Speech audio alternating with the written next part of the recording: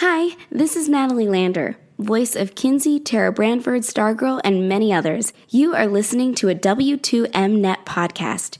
You can visit W2Mnet.com for other podcasts about entertainment, video games, sports, and wrestling. TheChairShot.com. Always use your head. Konnichiwa! Minasan konnichiwa! Hello, everybody, and welcome to another exciting episode of Talk to Keki. I am Matt, your host for tonight, and joining me is my co-high, as I am his senpai, Ethan. What's going on? Motherfucker, you better say co-host, because that's what the fuck I am. Same shit. Goddamn co-host, motherfucker. All right, well, next time you do the intros. I'm on my Bruce Pitchard, motherfucker. All right, calm down, you fucking kiss ass. What up? All right, we got a lot to talk about today, and unfortunately, Ethan is behind. I am behind. I was out the literal whole fucking weekend. I try to do my best to catch up, so I am only behind on today, as we record, Tuesday's Slime, and I'm behind on Detective, I'm behind on Realist Hero, and I'm behind on one of our personal favorites, Uramichi, because I like to save Uramichi for last because it's by far easily the funniest anime and is top 2 anime consensus for us for the season. So I like to save that as a good final, that's how I end my binge. So I'm caught up on everything else though, minus that. So we won't be talking much about those 4 this week. We'll re-shuttle back to them next week. So look forward to that. All right, but instead we got some news to talk about. We got a lot of news to talk about since we didn't especially since we missed last week on news, since they were not in the budget that time. Yeah, the heart was on the cards. Oh, good God! All right, man.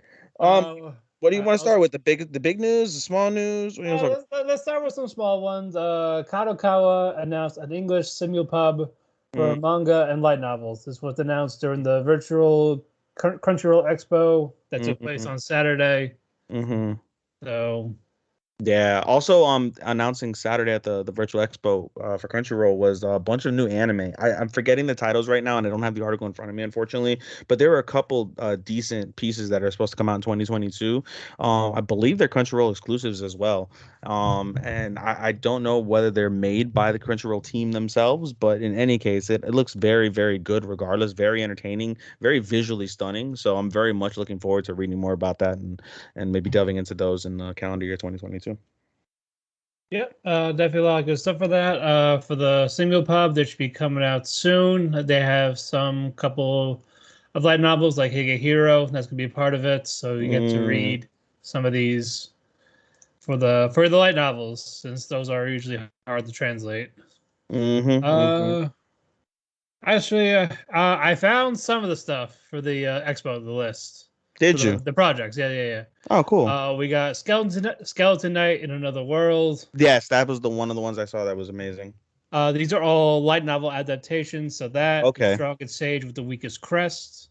I heard that one's good. I don't remember seeing that. And The Faraway Paladin, and manga adaptation World End Harem. I'm hearing a lot about that one. I haven't seen much of that. I think that comes out in October. Yeah. The skeleton one was the one that I saw that I loved, and then there was another one. It might have been the second one that you had mentioned. The Paladin or the Sage? It might be Sage. Yeah. Okay. That might have been the one that I saw that was really cool. We also got a Crunchyroll and Adult Swim anime called Blade Runner Black Lotus. That's coming out. Okay. And then the last one, Orient, is getting an adaptation next year. Cool. Speaking of light novel, one of my personal favorite animes, My Teen Romantic Comedy Snafu. Yeah. The light novel is there. They're gonna have a spinoff for our beautiful, one of the most beautiful and one of the kindest, most rejected souls in anime history, Yui-chan. Yeah, she Yaha lost. Yeah, she. I love it. Yeah, I remember when and it was freshly hot last year. Yeah. Fucking everyone's like, yeah, hello, yeah, fucked up, shit like that. It's like, well, she lost. Hi, am I right? I'm top. Yeah, I felt bad though. I felt bad. she did, bro. Like she did so well to hold it in, and then when she got home, she cried, and her mom was there to, console her over the fact that she just lost the love of her life to her best friend. That's got to be so awkward. And then on top of that, freaking, you have what's her face, Iroha, fucking Yeah. telling her like, you don't have to give up just because he's got a man. Like, what in the whore? Like, what the fuck? Like, hey, what in the friendship breaker? You should try to get him drunk first. Right? Like, what in the fucking best friend snatching fucking bitch? Like, wow. Well, she kind of wants him too. So to be fair, Yeah, but yo, I would have picked her just based on looks. Let's just be honest. I agree too, for sure. I don't know, but I mean, maybe fucking what's his face has a domination fetish. Maybe he wants to be fucking stepped on with heels and shit. You don't know. Seems like something. Who Hachiman? Yeah, Hachiman might like that. He wants to be stepped up by Tosuka. The I was trap. I was about to say, as it is, he has a Futanari thing with Totsuka. So it's I don't know. Still could have won. He still could have won. Yeah. Hey, there we go. He could have both. We don't know. But no, we digress. I'm looking forward to it. I don't read much manga. I don't read much light novel. If I'm being completely frank, I'm an anime only watcher. So, I'm curious to know what happens. Though I will be following with it, and hopefully we'll get some. So I did read, by the way, I did read what it was about. Basically, it takes place in winter. I believe it takes place in the winter um after she's rejected, because it mentions how she has dreams that she knows won't be fulfilled and wishes that she know won't be granted. So I think based off of that description, it may take place in the winter after she's rejected, but we'll have to see really in terms of how that goes. So I'm looking forward to it though. After this, we're gonna have some. We do have some sad news to talk about, as television writer, anime writer Fred Ladd has passed away. This was actually last week. If you don't know, he wrote Astro Boy, the original Astro Boy in 1963, Gigantor, Kimba, the White Lion. He also wrote some American television like The Incredible Hulk, Ghostbusters, Mask. Yeah, but he was very integral in terms of bringing anime into America and introducing it to whoever was that first watched anime here in the States. So, yes, a very solemn rest in peace to Mr. Ladd. Yep. So we offer our condolences to his friends, family, loved ones, and definitely thank you for your contributions to what you have brought. Arigato. Meanwhile, let's get to some happy news. All right, happy news time. Do you want to talk about academia? Okay, yeah, I was gonna go with Uzaki-Chan, but let's talk about My Hero. My Hero, looking forward to that coming out in the States also. In Japan, it is breaking records. It is plus ultra for sure right now in Japan. Up 200.2% on the time frame for their best movie, which I believe was the last one. So yeah, it's looking fantastic. I believe, if I'm not mistaken, it made, I think, over 4 point something billion yen, or something along those lines. What's it called? In the opening weekend, which is really good. I don't have the numbers in front of me, forgive me, but it's doing fantastic. It's the best My Hero movie right now, trending as it stands, as it progresses in the theater. So I'm very much looking forward to that coming into American theaters in due time. And congratulations to the My Hero team for putting on a wonderful movie, it seems, based off of the buys so far. Yep, and it's definitely slowly coming to an end manga-wise as well. So, all right, and now we got some announcements of Uzaki-Chan wants to hang out season 2. Yeah, It's officially been announced. There's no official date yet. We just know it's next year. We love this one. We love season 1. Ohio senpai, the first real senpai kohai, fucking and Twitter's #1 enemy. And really? Because of her tits, yeah. Oh, because of the opal. They said it was unrealistic. I mean, a lot of anime tits are fucking unrealistic. I mean, just this season alone, when you look at fucking Alice. There's definitely tits that size, so let's calm down, people. Oh my god, I'll talk about G cups later on, but fuck, bro. Anyway. But yeah, anyway, fuck you, Twitter, for that. The show's great. Stop being butthurt. I'm looking forward to seeing what kind of choco mint madness they get into this season. I cannot wait. And did you see the trailer for JoJo Part 6? You know what? No. And like I said, because I'm following my thing. I like to go in cold. I don't want to. That's right. That's right. You have to go. You have to go in cold. You have to go in raw. Blind, bro. I try to go in blind. In so many things. That's what she said. I do like to go in raw. Hey yo. And blind. Make sure she's clean though. Don't just go in raw into anything. Pick a hole, any hole. In a hole. No, but focus. no, I truly I didn't see it. I want to go in blind. It got fucking. Can you believe it got 3.3 million views in 12 hours? Oh, good, yeah, because we wanted this for a while, even though the manga version of Part 6 is shit. But that means we're closer to Part 7, which is going to be the best one. But how many are there right now? 9. They're going to start Part 9. That's crazy, dude. I think it's called JoJo Daddy. Oh, true. It's crazy though. And you know what's interesting is that it was announced, by the way, as we move on with this announcement. JoJo Part 6 was officially announced for early December of this year, so it will be coming out in the winter anime season. It's going to be scheduled for release on Netflix worldwide before it hits Japanese television in January of 2022, which would be for their spring season. And on top of that, it's not only going to be released worldwide on Netflix, but they're going to release everything simultaneously, so it won't be week to week like you have on on Japanese Netflix. I don't know whether they're going to do it for Japanese Netflix as well or what that case is going to be, but regardless, it's very unprecedented, I think, in this age for Netflix in Western anime, for Western Netflix, I should say. So I'm very curious. On top of that, also, Netflix doesn't have Part 4. They have parts 1, 2, and 3. And they finish off with Part 3, and then they also have the Kishibe Rohan series. But they don't have Diamond is Unbreakable. Actually, no, I'm sorry. They just did release Diamond is Unbreakable. They don't have the last Part 5, Golden Wind. They don't have that because I haven't watched that on Netflix right now. I'm sorry, not on Crunchyroll right now. So after watching the whole of it I watched Diamond is Unbreakable on Crunchy as well, but because they didn't have that. So I'm very curious, are they going to release everything in the coming months? I'm not sure about that.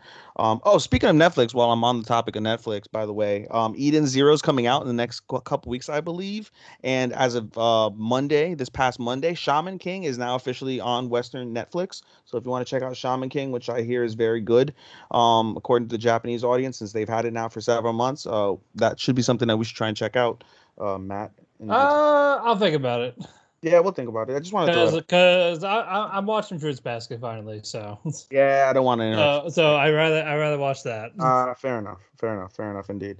But just want to throw that out there for anybody that was looking forward to that. Yes, if you do want to watch it, now's your chance. So it is available. Also, anybody who hasn't seen Rascal Doesn't Dream of Bunny Girl Senpai, they are releasing that series on Netflix as well, and I believe next week. I don't know whether the movie will be part of it. I kind of hope not, considering I paid $40 for the son of a bitch because you couldn't legally stream it anywhere in the United States at the time that I watched it.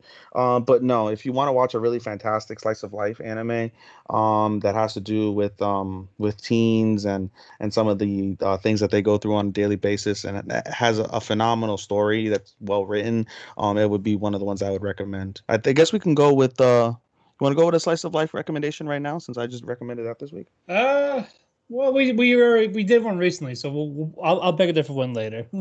All right, that's fair. I'll let you mull on that. Well, but definitely watch it.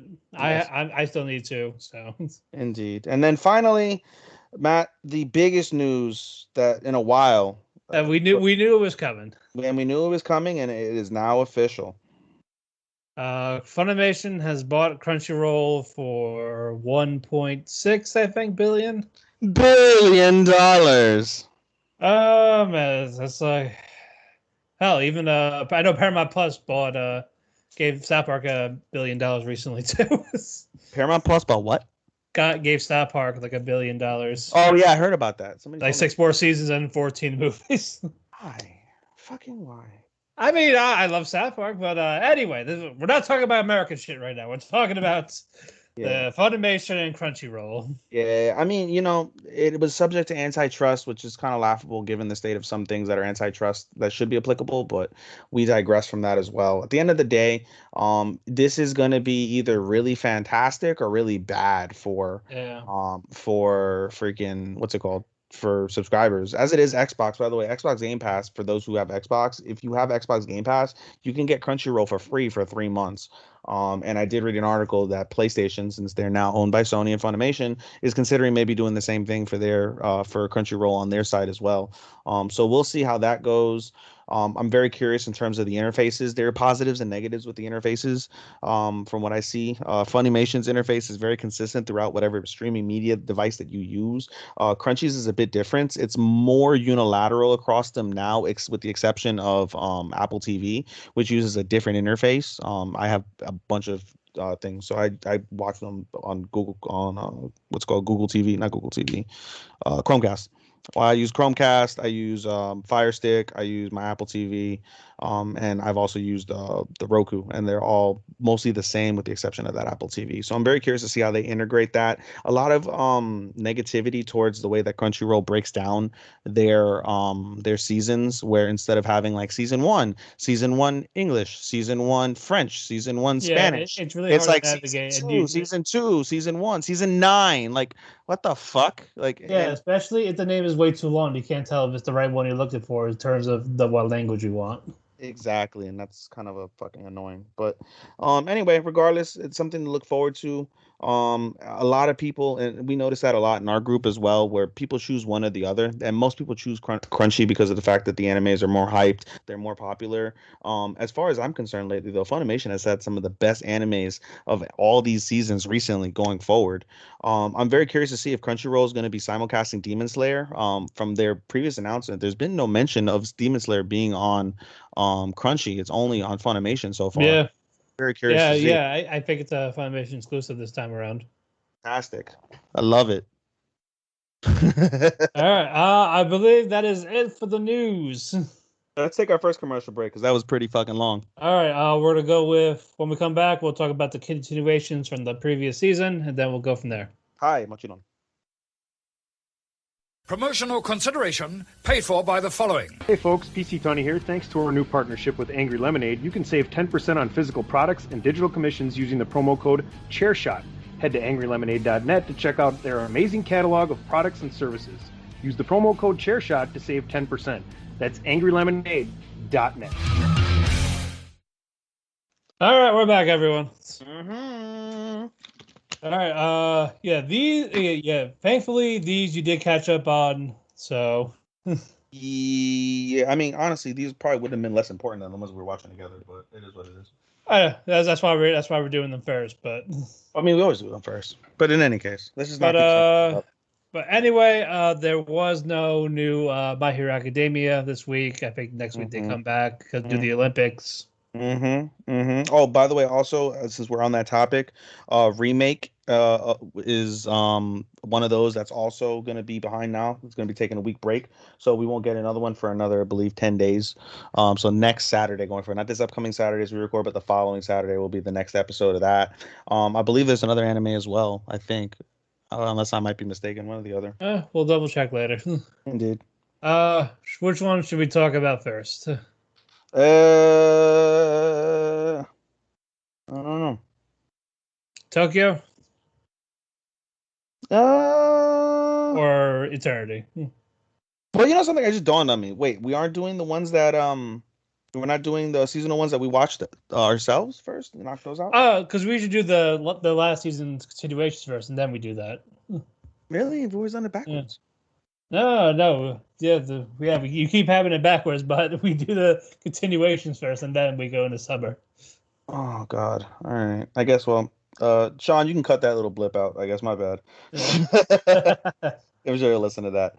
Anyway. All right. Let's go with which ones did I talk about? Let's go with Duke first because that is easy. We haven't started with Duke in a while. I don't think we started with Duke, have we? I was talking about the Tokyo or Eternity. Oh my God, what the fuck am I doing? Oh yeah, what am I doing? Oh my God. What are you doing? Bro, I'm all fucked up right now. What the fuck? I'm so sorry. You're good. All right, let's all talk right. about eternity. Let's Eternity. go. Let's talk about eternity. All right. It I starts really where we wanted, left off. I really wanted the rape scene. Let's just go. I want to put that out there. We'll get to that. We'll get to that.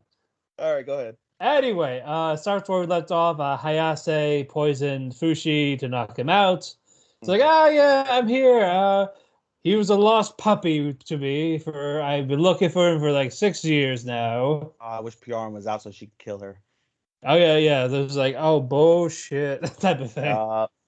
You just hear rest chat bullshit. Right, yeah, it was that, and she's like, you know what? I don't want to be the leader, so what we're gonna do is Crowd was definitely chanting bullshit. Yep, I'm gonna have Tonari. Also, like, first protect Fushi, even though half of the people were like, hell yeah, the other one's like, nope, let's just kill him. Let's just kill people. Anyway, she named Tonari the leader of the island, and now they want to kill her for it. Let's kill Tonari. And then Hayase was like, excuse me, gentlemen, while I go rape the immortal one. Yeah, so she took Don't mind me, people. Yeah, so she took her to the chambers. Tonari and her group escaped on their hands and knees like they were little children out the thing so they don't get killed and they can regroup. They went to go find Fushi as Hayase takes Fushi to her chambers. Fushi has a nice moment as he's trying to reflect on what's next, and he speaks to Sakyoji-san.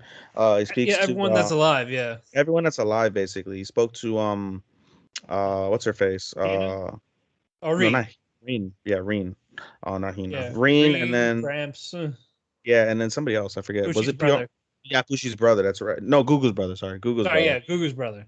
Gugu's brother, and they have a conversation about what's going on. And then Hayase interrupts the dream, which I don't know how, but she interrupted the dream, and she starts licking Fushi's face in front of them, and they all disappear. And meanwhile, in real time, she got butt ass naked, getting ready to fucking go to town on some chimpo, and then what's her face? Tonari and the gang interferes with the bird. I forget the bird's name. Yeah, the owl. I forgot the owl's name. Yeah, the owl. Like I don't remember. Anyway, they interrupt the owl. However, they get basically turned on by the ship's captain. And they're surrounded by the men of Yanome. And so as Hayase is going to kill them, Fushi, by the way, also throughout this, as she's coming in, she orders Fushi to be taken to like some underground cellar.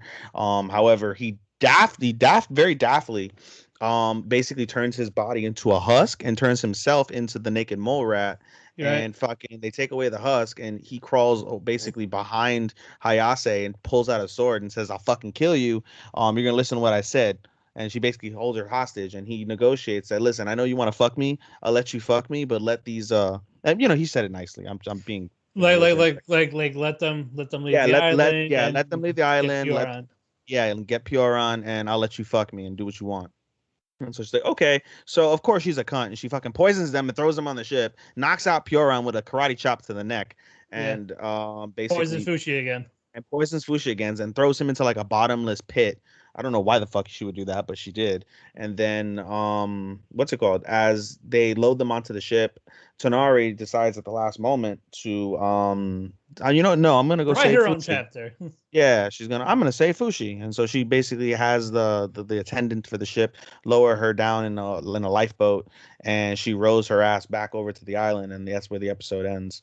As Fushi basically died because he fell 100 feet down into a pit, and he revives himself as what's her face? I forget her name now.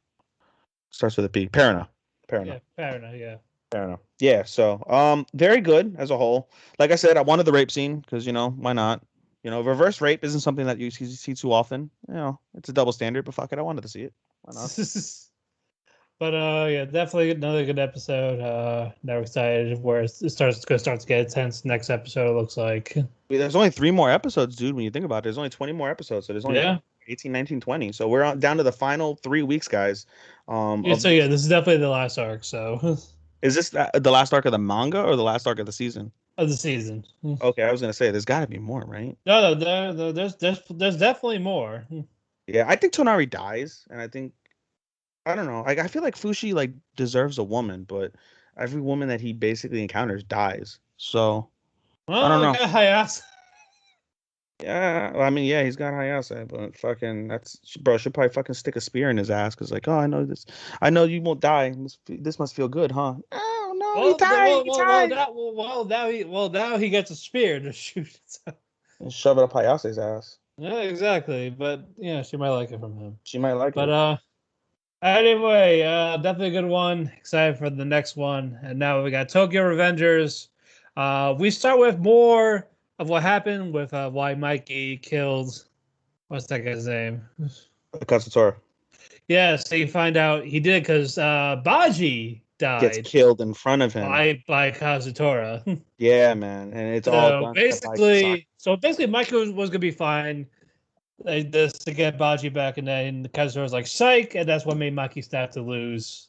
Yeah, man, and basically that's where Mikey turns into the darkness, and you know when it's very. I like that idea where he's like, oh, this is the point where he turns into darkness because in the very first couple episodes, what's it called? Takamichi asked, like, what at what point did Mikey turn cold? He was never this way. He was never this way. Now we know at what point he Yeah, turns cold. yeah, I know he actually disappeared after that. Yeah, man. So very So interesting shit. So basically, he goes back in time to save Baji. Him and the vice commander, Shifu. Chifu. Yeah, Chifu. They basically meet Baji, and Baji tells him to fuck off, and he's gonna kill Mikey, and blah blah blah. And Takamichi. Oh, by the way, we should backtrack real quick before we get to Yeah, that. Takamichi basically returns back to the past as he walks Hina home. Hina gives him a present, and it's a matching lucky necklace. charm. Yeah, and it made him cry, of course, but it was very nice sentiment considering. And then anyway, so we fast forward back to the Well, conversation. but now we know that they're still okay. So Yeah, they're still okay, which is good for now. yeah, Hopefully that continues. We fast forward. Kazuto, I'm sorry. Baji tells everyone, "Fuck off! I'm gonna kill him. Whatever." I was like, I'm Um, not a spy. yeah, he's not a spy. I'm doing this for me. Whatever the fuck. And then Takamichi reports this over to Mikey. Mikey's like, "It's not your fault. You know, he is what he is. Whatever." So they go to the meeting. And basically Toman all gathers the night before, and he's like, "Listen," he tells the guy, he's like, "We're gonna defeat Valhalla. Yeah, we're gonna defeat Valhalla." And he sits down, he's like, "I'm gonna be a baby for a second." Everyone's like, "Huh?" Including Kasaki's like, "Huh?" And then freaking he basically says, like, "Listen, I can't fight my friend." He's like, "We're gonna fight, we're gonna beat Valhalla, and we're gonna bring Baji back because I want Baji back in Toman." And everyone's like, "Yeah, Toman, Toman, Toman." And he asks Draken, he's like, "Have I failed?" Draken says, "Do you hear those chants? What do you think?"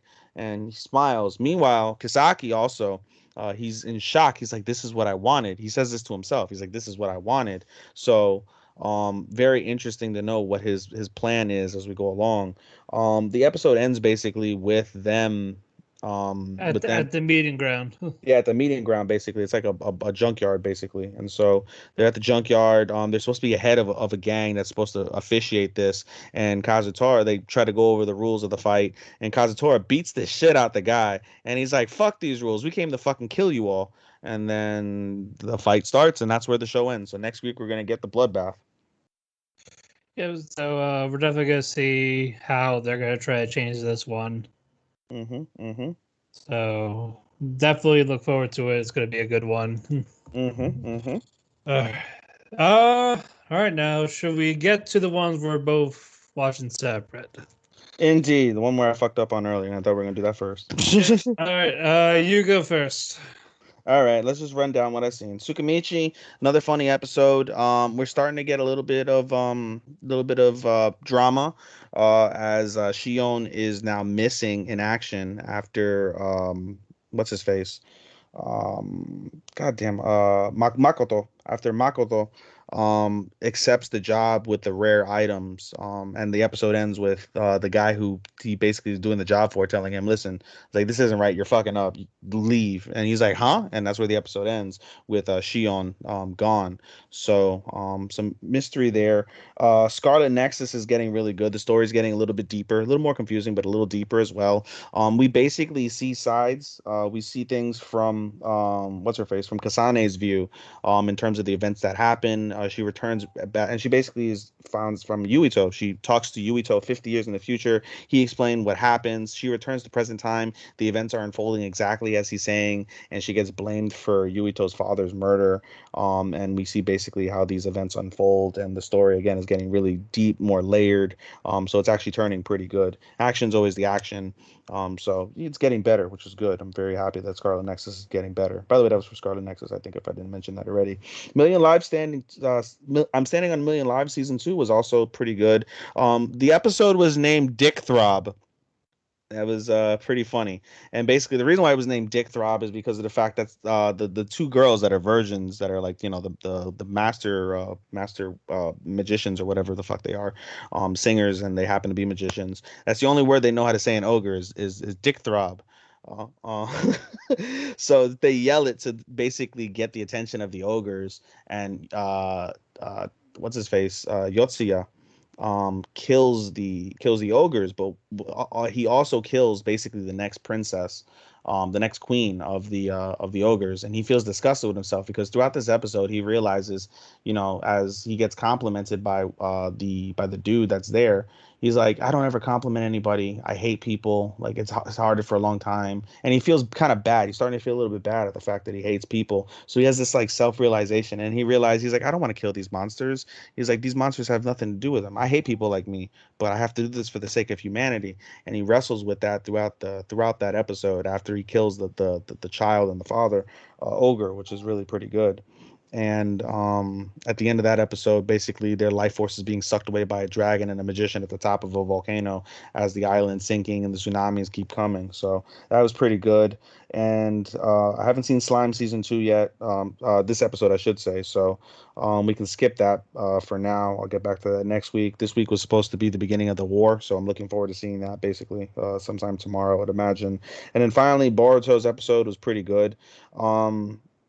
Boruto's episode this week had to do with Sai and Konohamaru basically infiltrating the now deceased Boro's congregation. And, you know, in reality, this is a really good episode for people to watch because of the fact it shows it shows the sorry tale and the sorry reality of what occultism looks like, where these people think that they're being saved by some guy who's deceiving them, and they're instead just leading them to disaster.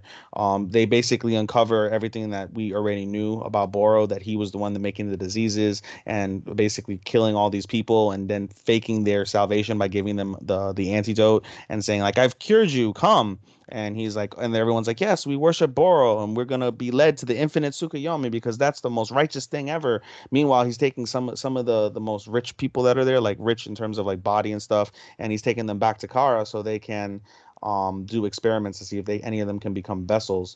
They uncover basically a book of all the dead people. They try to save everyone and tell them the truth, but again, they're so struck by Boro and wanting to be saved. And meanwhile, Delta teleports. Delta, the returning Delta, who everyone thinks Naruto killed, but she's not dead.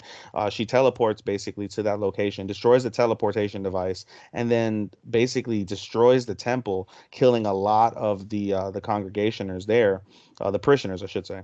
Kills a lot of them. And it's a sad scene when they're like, well, we must wait for Boro. We must wait for Boro. And they get disintegrated before Konohamaru's eyes. They do manage to save a lot of the parishioners that are there. And they report this back to Naruto. Naruto and Shikamaru are disgusted by what occurred. And they vow to destroy Kara. And eventually that does happen. But it'll be a long time from now. So that's my review. All right, very good. I'm going to start with Nighthead 2041. It was just another okay episode. I actually like this one a little bit better. Basically left off with the Kirihara brothers meeting other sidekicks, and there was a psychic boy at the house that got kidnapped, and he went crazy at this police force where the science folks, where the Karaoke brothers work. And one of them, Takuya, got kind of possessed by the guy's power, so he started shooting, and then a lot of shit happened with the building just about exploded, and that Takuya stopped breathing, like his heart stopped. Oh, so there was no. like medics trying to get to him while Yuya was crying for his brother, like, hey, wake up, while he was injured himself. Yuya, Yuramura? What? You said Yuya. I was like, Yuramura? Yeah. The Kirihara brothers were gonna go there, but they said that we should leave. We should not be here because all the stuff that transpired. But it's picking up, which is always a good thing. It's still a little mediocre, but the potential's there. That's what's not making me want to drop it yet. So I want to wait a little more before saying screw this, I quit. Sunny Boy was just another okay episode as well. There was no fallout with the last episode where I said Hoshi was talking to someone in her head. They didn't talk about that again. This episode was more about Cap with baseball, with him and Nagara. They said they see monkeys. And you needed a certain item to see the monkeys, and that's who they were playing baseball with. So this is more of a Cap episode, which he is an okay character. But at the very end, you see the teacher. They say, okay, this is what's going to happen, basically, and that's where the episode ends. So it lost me till that last little clip with the teacher. So, but I'm still not fully convinced. I actually had someone on Twitter mess me, probably talking about Sunny Boy. As I said, someone please help me. Like, I want to like it. Like, there's stuff there, especially the art direction and everything. It's all great, but story-wise, like, what the fuck's going on? And this person was nice enough to tell me, like, fine. They're just going to put so much effort into telling me, I'll give it a benefit of the doubt to keep going a little longer. But if it's done, it's done. After that. True. Anyway, let's see. I didn't have it in order. My Life as a Villainess, season 2. It was a little bit more of a flashback, but first, Gerardo and Baccarina were saying, "Hey, we're gonna go out in the forest, like just us. Like we're finding a time as a couple." And then Keith's like, "Hey, thanks for inviting us." So like, I didn't invite you. Please stop being so close to your sister like that. Like, nope, I'm gonna follow her anywhere. So fuck you, guy. I ain't gonna keep an eye on you. And then everyone else comes, like all the guys and the girls, like, oh yeah, Alan said it was an open invite, even though it wasn't. No, the fuck it wasn't. Yeah, so cock blocking his own brother. Way to go, Alan. Baka. Anyway, so Katerina was thinking about the whole like, if I marry Gerardo, do I really can't be myself anymore? I can't climb trees. I can't eat certain things I want. I gotta be all preppy type of thing. So Sophia, Maria, and Mary meet up with her, starts raiding. They go to a log cabin, and then they start reminiscing about childhood. So you now see everyone as a kid except for Maria because she wasn't with them at the time. Oh, we're gonna hunt this ghost in the woods. That doesn't happen, really, because they got stuck in the cabin in the rain, like how they are now. I was like, oh yeah. Later on the night, they did find the ghost. It turns out it was her mother screaming at Baccarina. So I was like, yep, my mother is much more scarier than a ghost. That's where it led to. Like, yeah. Oh yeah. Basically, that was it with that. I thought it was cute. Nothing really progressed story wise. It was just a little cute little thing. So I didn't mind it. It wasn't offensive. Case of Vanitas. This episode was a little bit of a downgrade, but not fully. There wasn't really more of a climactic conclusion to the fight with the charlatans and no Vanitas.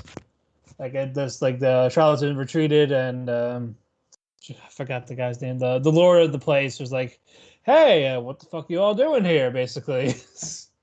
And what do you call it? Dom was fighting this one girl, but didn't last long as she basically got her ass kicked without seeing it.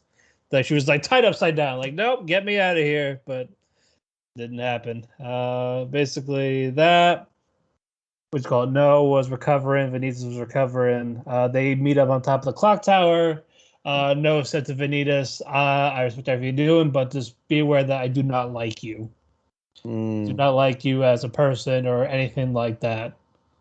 But with your goals and your ambitions, I'm going to stay beside you. So it was kind of like, it was a nice little moment as a video just basically push people away type of ordeal. The fact that someone gets that someone is staying with him despite not really liking them, but obviously that's going to change that they do like each other, even though Vanitas dies at the end because they said that in the first episode. Again, I think anticlimactic with the fight, but it was still enjoyable outside of that. And I think I have one more. Yes, I do. Kageki Shoujo. Yes, this one I loved as well. Yeah, I still got to watch it. It's still on my list. So, God damn it. I need to watch it. I was going to start. I got to, because I got to try to finish watching JoJo, but I need to really sit down and watch Kageki Shoujo for real. I'm hearing, again, more great reviews. So it's going to be watched at some point soon. I will get to it for sure. Anyway, there was no mental issues with any of the students. It's just Narada trying to be friends with Watanabe. So he tries to be friends with her. She got her this exclusive collectible for her birthday in a raffle. So that was nice. That was a nice little moment. And class-wise, you see the acting teacher, and he doesn't say like we're not doing scenes because you guys are first years. Eventually, he said, "You know what? Fine, I will. You guys do Romeo and Juliet in this certain scene, and we'll go from there." So Watanabe, Narada, and a couple other people it was all like separate groups. We get to them, they do their scene. He critiques one of them for being for stuttering her lines, but good recovery. Narada, the fact that she focuses more on one person than anyone else. Like you're in the big stage, you're gonna focus on everyone. We're basically sold out every day, every show. So you gotta focus on everyone. That type of thing. Like when you're trying to focus. And she went to Watanabe, and this was the crushing part. Like the slap of face reality. It's like, Watanabe, you were good, but I'm telling you right now, you're not gonna be a star. Wow, what a kick in the pussy. So like, you have to change if you want to be a star. With how you are as a person, like your personality, it's not gonna work. Wow. Despite having a good performance and deliver her lines well, you're not gonna be a star. And like you're gonna be held back if you do not do this. You're a bitch, that's why. And that was where the episode ended. Oh man, that sounds So it's like, damn, that's yeah, I could totally see like, teen girls just watching this shit and be like, ah, I was like, oh, but definitely a great episode. I think that was definitely one of my favorites, solo wise for sure. For me, doesn't seem as sad. Just now it kicks up the drama a little bit in his own. Yeah, there's more than just crying. Yeah, good. I'm glad. There's more character development. We're gonna learn more about the rest of the girls as they go on, but it's mostly about Watanabe and Narada. So good. Like how we got Yamada with the eating disorder last episode. So, but yeah, we'll get more. All right, but anyway, we're gonna take a quick commercial break, and when we come back, we're gonna talk about stuff we are watching together before we close out. Stay tuned. Hi. Why should you visit thechairshot.com? Thechairshot.com is your home for hard-hitting reviews, news, opinion, and analysis with attitude. Why? Because you're smarter than the average fan. Thechairshot.com. Always use your head. All right, we're back, everyone. Tadaima. All right, before we talk to the ones we're watching together, I'm gonna do a quick little review of the ones I watched that he missed, just to get those out of the way. Don't worry, I'm not gonna spoil anything for you. Don't worry. Uramichi, great episode. That's all you need to know. A lot of laughs. Definitely a little bit more development of Utano. Ooh. Yes, a little bit of her and her being pissed off at her boyfriend still. I hope she breaks up with him and gets with Uramichi. Or Takeru.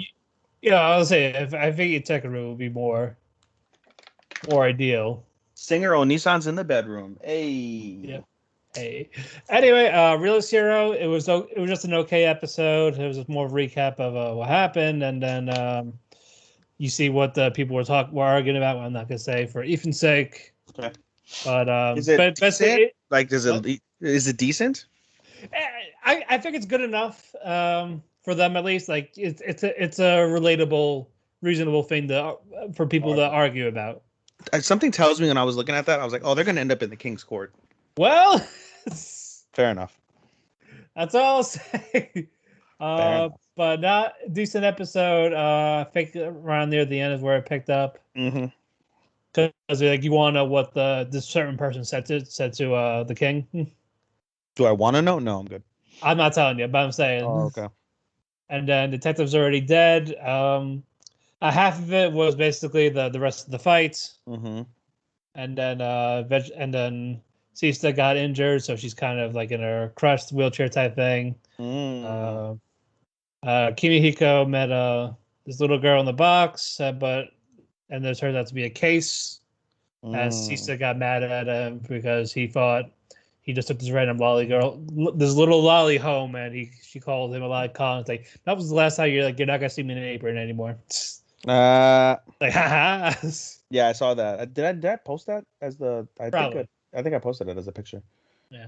But in any case, not a bad episode. I think I'm content without Sista focused episodes for a while after this one, because I want to get to more current. I want to get to the present day, but that's gonna be a while. Looks like probably the next episode or two. But after that, I think I'll be content without flashbacks for a little while. I don't mind them because at the end, like I said in the last episode, dude, the thing about it is that they just hit so much differently. And they do better. Again. They hit better. It's nothing against more, what's her face. It's more of it's like I want them too. So it's just more of that.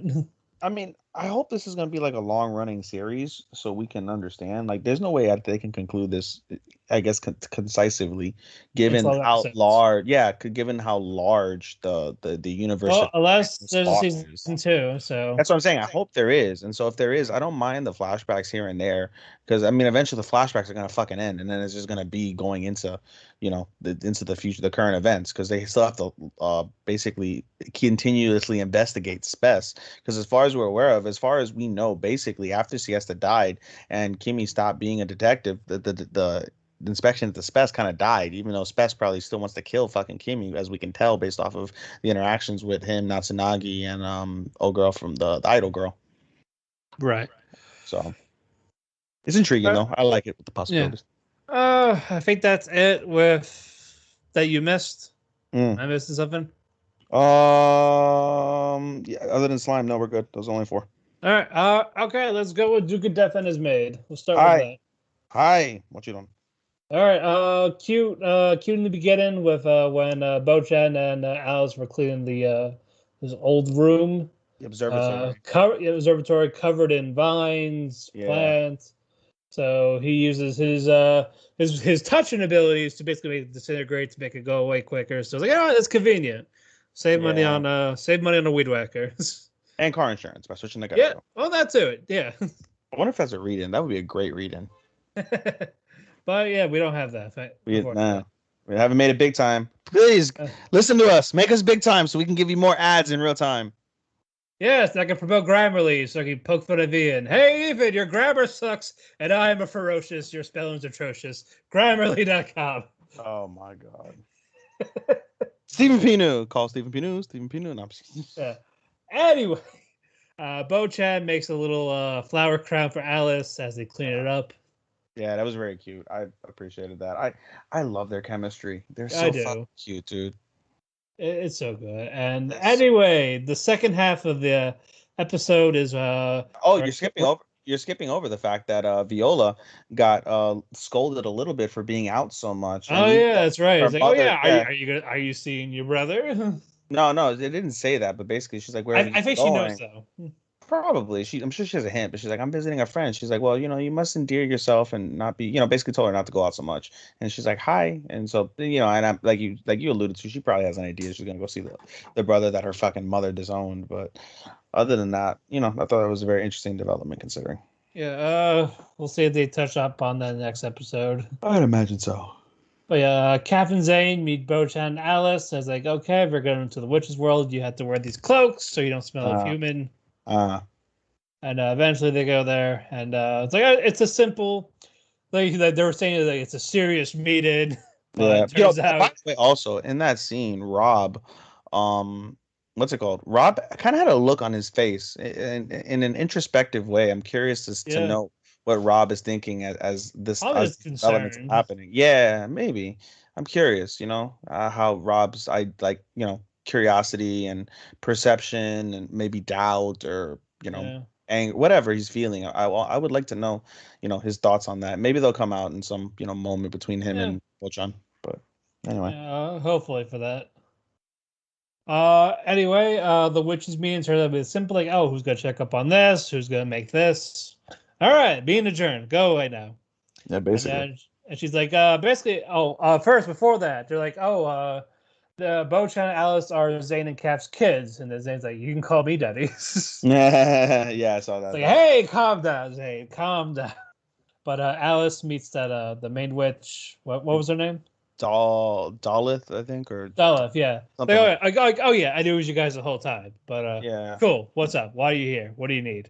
yeah. Then Bochan asks, does she know about the witch that curse? Like, No, well, oh first yeah, Alice. First, before you say that, Alice oh yeah, her basically mother. asked her like, "Oh, did my mother have a connection with the witches?"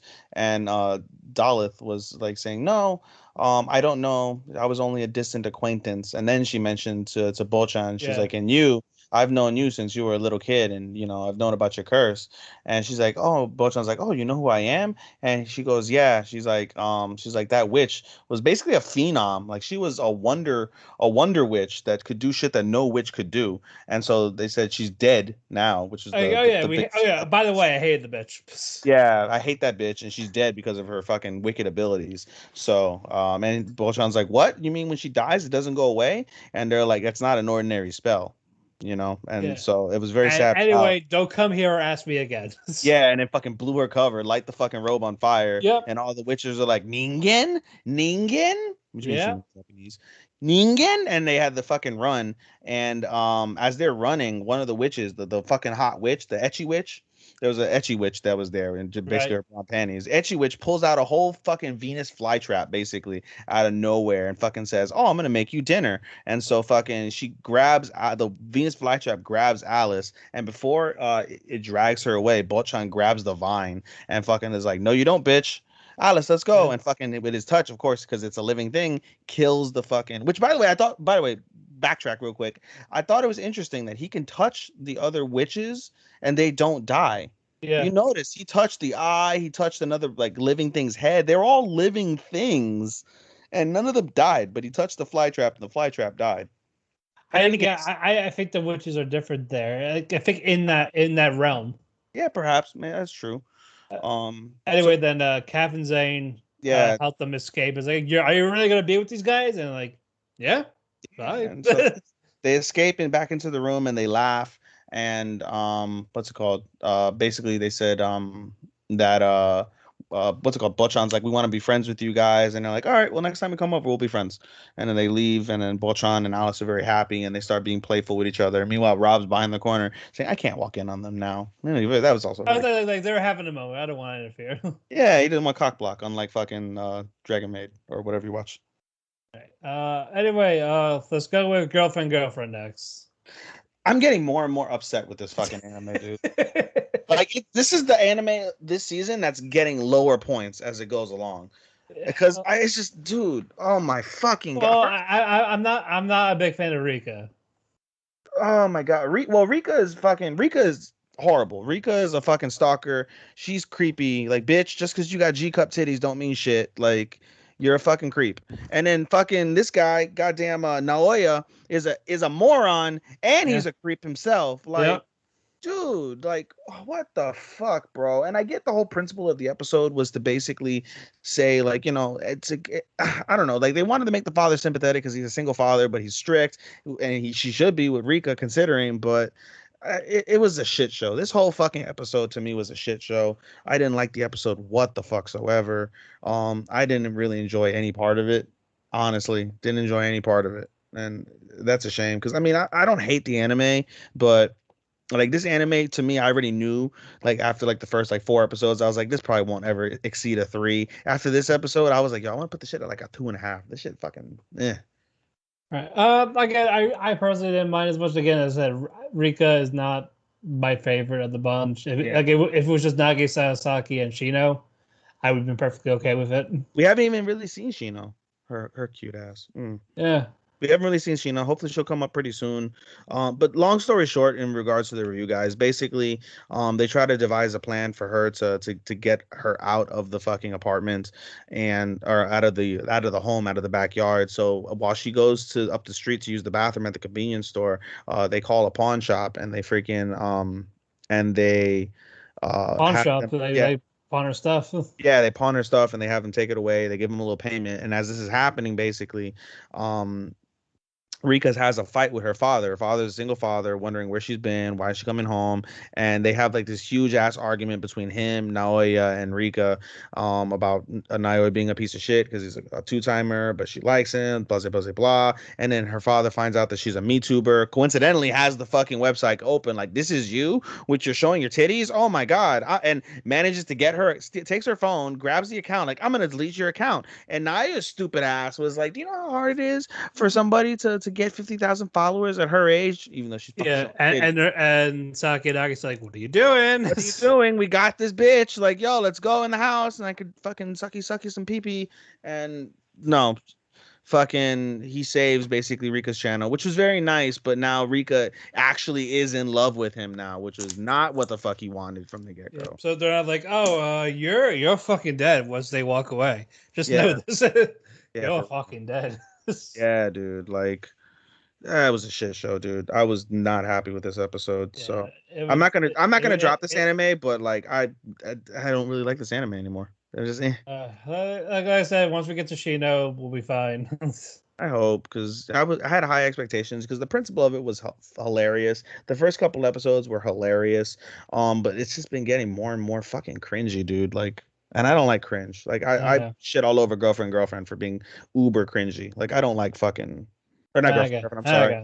Rent a girlfriend. Sorry. Yeah. Super cringy. And so girlfriend isn't as nearly as bad, and it doesn't piss me off like Koikimo did last season. But I'm not a fan right now. Anyway, what do you want to close with? Because we got two left. What would you like to close with? So that the other one we'll talk about next. We always close with remake, so let's close with Aquatope. So we'll talk about remake now. All right. Great episode. I know you loved it. I thought it was just an okay episode compared to the rest. Like it was still good. As we called, exactly like you and I called, this episode focused on Surayuki. Yeah. If it basically followed in on him, he's exhausting himself to death. He's falling asleep, throwing up. We find out that basically he has issues with his parents and he can't pay for his tuition to the school. And he's been skipping class so he could work to pay for the tuition. Even as he mentioned, he's putting the cart before the horse in that instance. Oh, let me back up before that. The episode starts with Shinoaki falling asleep on Kyoya. And it was very cute. They were actually doing work, and she fell asleep on him, and she wakes up, and they're in the middle of the conversation. All of a sudden, she just shuts up and puckers her lips. Like, she just wants a fucking good morning kiss. And so he's like, oh, okay, I guess we're really doing this. So she goes to lean in the kiss. Yeah, and then he goes in the kiss, and then freaking Nanako was like, hey, breakfast is ready. Wake your ass up. Barges in, sees they're about to kiss, and she gets pissed off as hell. And you should tell their chemistry is really, really good. Shinoaki and Kyoya throughout the beginning of the episode, and it just pisses her off. And like, what is she angry about? Because they don't realize that she saw when they kissed. Yeah. So that was cute and funny. But anyway, we basically see this episode is Kyoya's I'm sorry, not Kyoya's, is Surayuki's moment where he's dealing with all of this. And so basically Kyoya's like, I have an idea. And we start going into basically probably the meat of the show of going forward, which is going to be them making a doujin game full with sex scenes and all of that. He nominates everybody to do work. So Shinoaki is going to be doing the characters, Nanako is going to be doing the singing and the music, and Surayuki is going to be writing the dialogue, with Kyoya being the director, basically tapping into his experience in his past life that they're unaware of. Yeah. However, they run into problems in the fact that they don't understand anything of what's going on, because Kyoya is basing this on the fact that this is going to be the next doujin games and basically light novel games. Yeah, they don't nothing of making games because it's the next trend, and they don't know how to make games, use the equipment. They basically run into problems because Nanako doesn't know how to use the singing equipment. Surayuki's dialogue is too rigid, and Nanako doesn't know how to make real ecchi shit. She just knows how to make girls and cute swimsuits and all that, which isn't ecchi enough for this light novel. So they're running into problems. He ends up. Oh, and by the way, he also turns to, I always forget her name, the little loli girl I keep with forgetting pink her name hair. too. Yeah, but she basically runs a game company, and they allow her. She's like, he asks if they can produce the game and distribute it. Is it a show? No, it's something with a K. He basically asked her if they can distribute the game, and she said yes, that's fine, and we'll give proceeds so he can pay for his tuition, but we're going to keep the rest of the proceeds and whatever other things they agreed to, and they agreed to it. Anyway, they run into the problems, and one more thing also before we get to the problems, he also manages to remember the artist that did the painting. He's going to be now in charge of the visual backgrounds of the game, and Right. he actually recognizes him because he becomes a famous painter in 10 years. He's not part of that golden generation because he's a senpai, but he recognized the artist and he's able to get him to agree to do the visual game. So this is going to be some super duper fucking masterpiece that they're making. But they run into problems. Kyoya is stuck, and so he reaches out to Kasegawa, and my friend is fucking blowing me up. Jesus Christ, dude! I don't care about Dakota Kai beating Saray right now.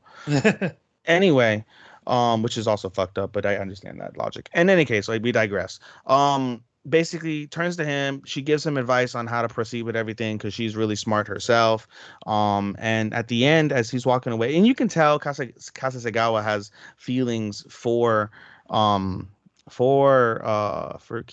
and Eiko looks to him and like, listen, I know like you're competent, you're really good and smart and cool, but are you really okay? Because she realizes something's not quite right with this kid. Like, this kid is something different than what is normal. And Kyoya hesitates for a second. He's like, no, I'm good. And he smiles and gives her a nice warm feeling, I guess, as he walks away. But Eiko's really more curious about it than anything. She knows something's what's up.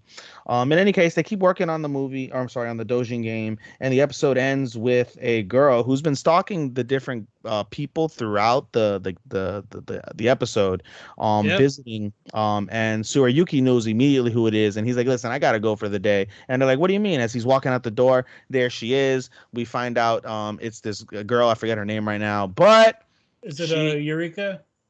I don't know. No, I don't. Sorry, no, wrong girl. No, wrong girl, yeah.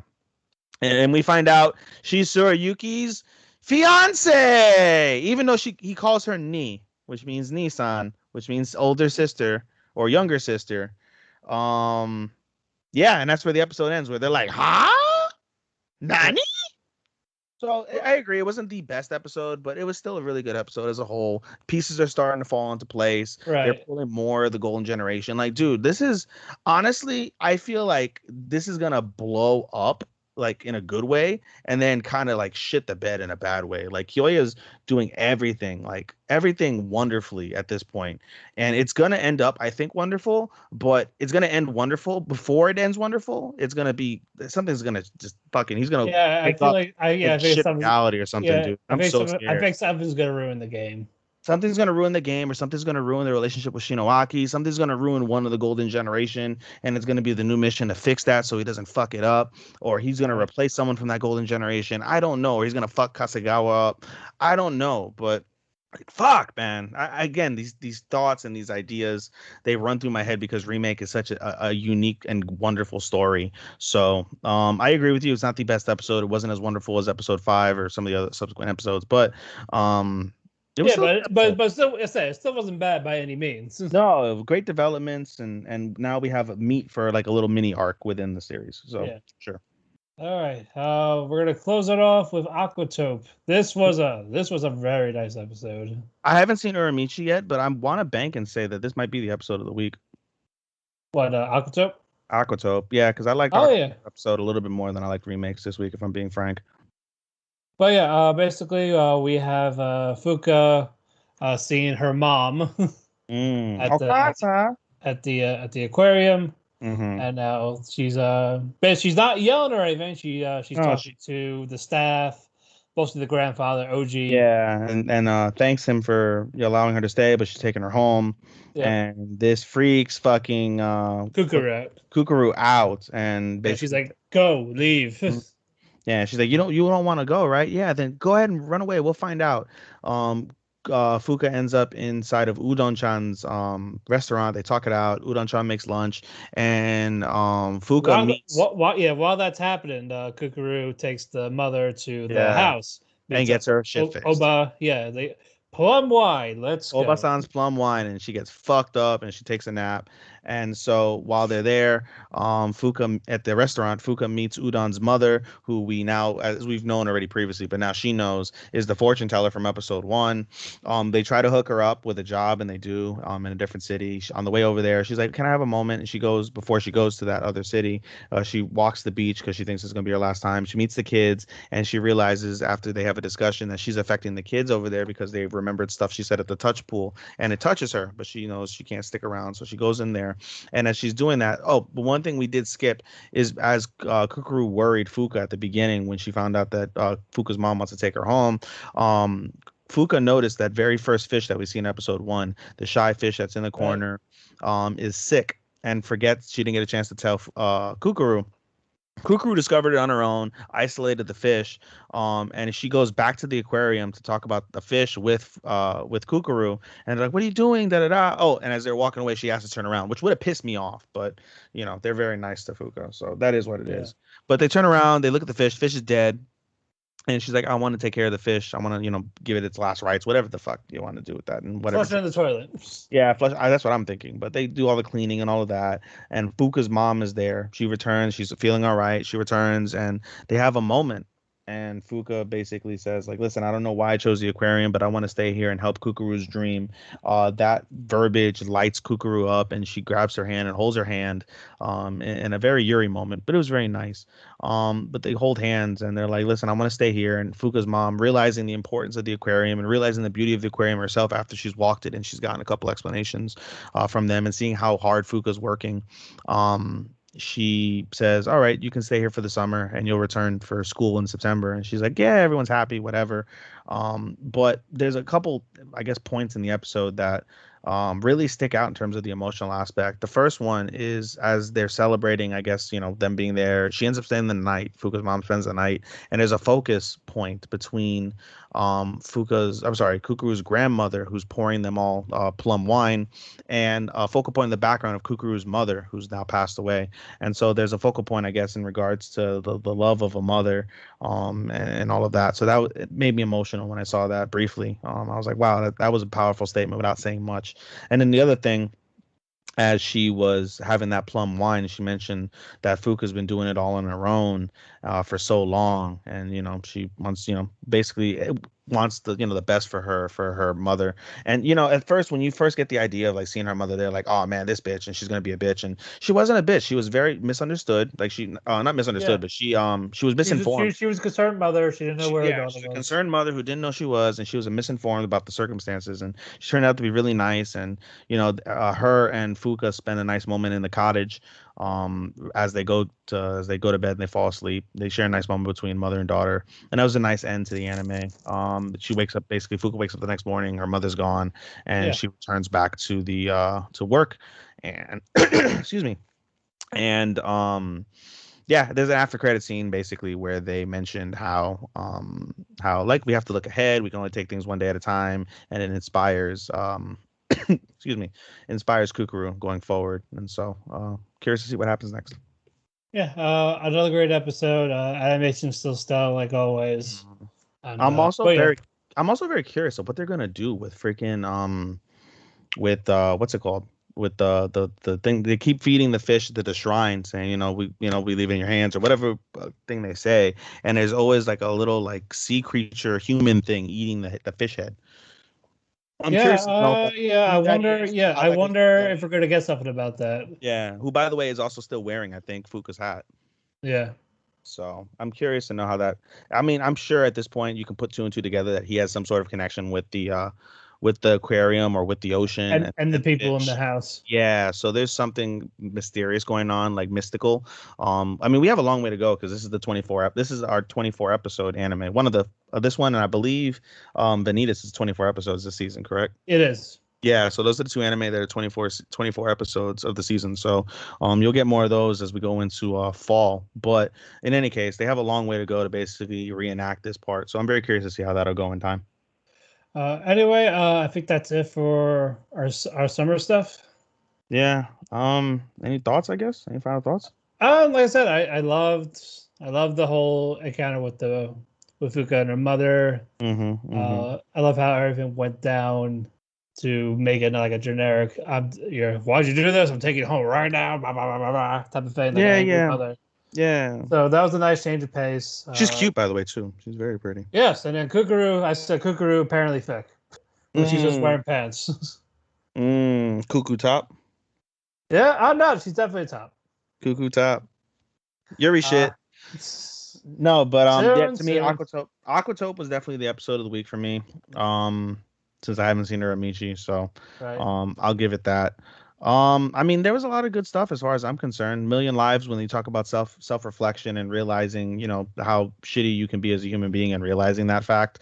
Having been there before, I can understand that. And then Boruto, basically talking about the power of occultism and how sad it is where people blindly follow somebody that's incorrect. That was a very powerful story within what was told for the main manga story. So that was good. Girlfriend's annoying me. Yeah, and next week we'll be at the Yeah. halfway point. Of which one? Summer. Of summer. Well, yeah, most of these, right? Yeah, for a good chunk of these. Yeah. No, well, I think the rest of them, because this week there was a lot of episode 6s this week. Let me As I see. said, next week it's like 7. So Scarlet Nexus was already episode 6. Akutope this week will be 6. Million Lives, yeah, a lot of them. Girlfriend's at 6 already. yeah, so yeah, a lot of them are at 6 or 7. Yeah, we're basically at the halfway point for sure. Remake is at 6. They're taking the break. Shoujo was at 6. So Duke of Death is at 6 already. Eternity's got 3 more weeks and it's done because it's odd. Yeah. Slime is at 6. Yeah, so between this week and next week, we're at the halfway point. So it's amazing how fast the season's gone. I know, right? Yeah. Okay, so for recommendations of the week, we are going to do mecha. Okay. Any type of mecha like Gundam, stuff like that. I'm going to recommend Big O. I'm pretty sure some of you guys have seen that years ago, whether it was on Adult Swim. Basically, I thought this was a very underrated anime. On top of it, Roger, the negotiator, his mech, the butler, the Dorothy.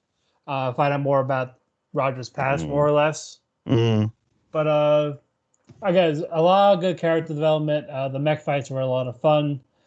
Story concept for it, we're able to make it work. If you're into classic anime and same thing with mechs and characters, definitely gives us a watch. This is something I personally enjoy as part of my childhood, for sure. What do you got? Do you consider Code Geass to be mech? Yeah.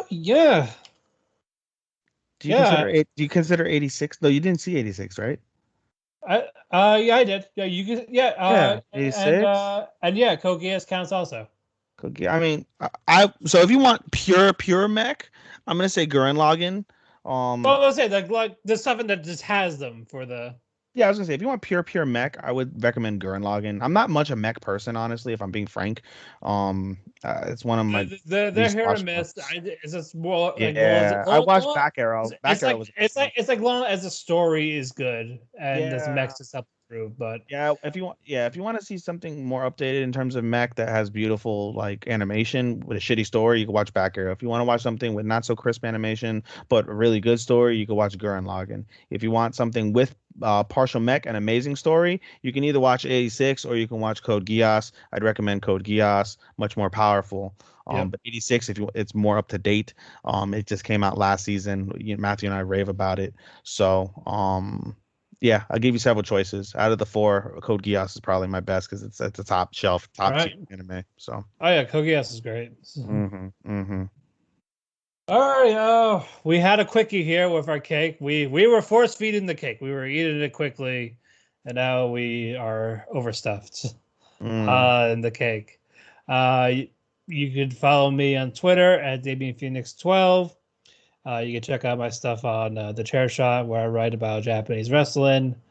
I need to get back into that eventually. Maybe when summer's over, we'll see.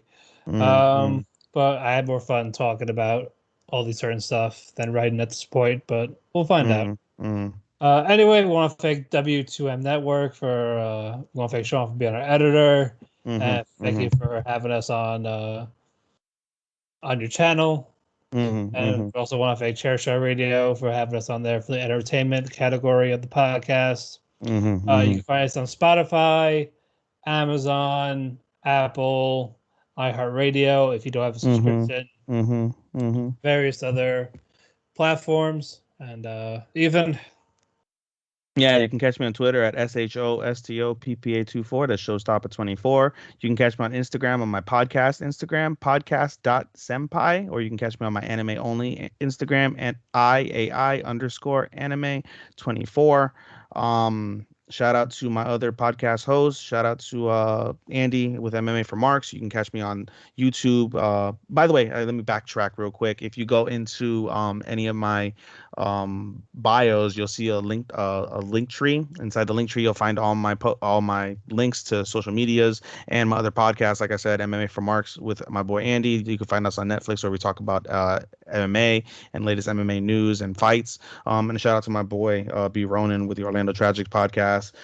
You can catch us on Spotify and Apple Podcasts where we shoot the shit.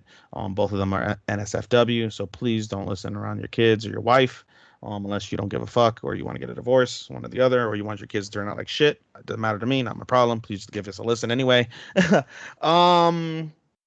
If you want to catch me on my analyst, you can follow me at Showstopper249, SHOSTOPPA249 on analyst.co. I'm on there as well. And also shout out to our progeners for the Talk the Keki podcast, Eat the Cake Facebook group. You can find Eat the Cake Anime Facebook group and go ahead and join us. Go ahead and let us know that you listen to us, and we'll be happy to add you. I'm an admin. Matthew is a moderator, so we'll be happy to discuss with you any type of anime. Join our little family. At this point, we're like a little mini family. Good times, lots of laughs. Good memes. And people say, name these 50 anime, and name 50 ecchi vampire, name 50 gore. You can't do it. You're a fake. Kill yourself like that one guy. Oh, my God. Yeah, if you're one of those guys, go ahead and kill yourself. How about that, motherfucker? Alrighty. Until next week, everyone. Arigato, hinata ofaku, and sayonara. Sayonara, minasan!